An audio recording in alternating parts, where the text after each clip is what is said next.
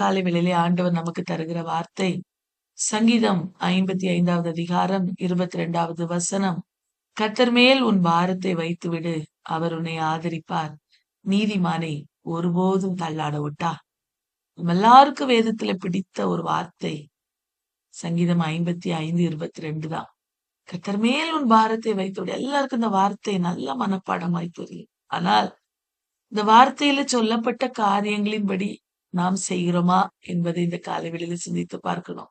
உலகத்தின் பாரங்கள், கவலைகள் நம்மளை நெருக்குகிறதான நேரங்களிலே அவர் மேல் நம்முடைய பாரத்தை வைக்கிறோமா?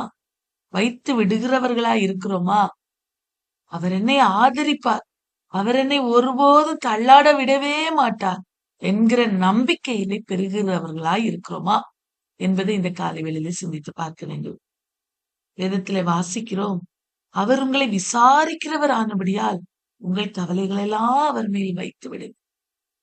இங்க அவர் மேல் உன் பாரத்தை வைத்து விடு என்று தாவீது சொல்லுகிறார்.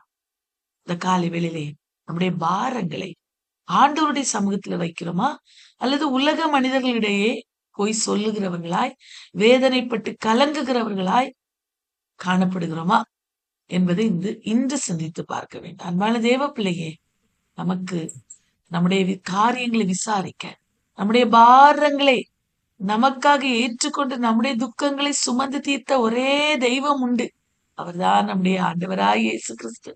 அவருடைய சமூகத்திலே நம்முடைய பாரத்தை இந்த காலை வேளையில இறக்கி வைக்கும் போது நமக்கு நித்திய மீட்பு, சந்தோஷம், சமாதானத்தை அவர் நிச்சயமாய் நமக்கு தருவார்.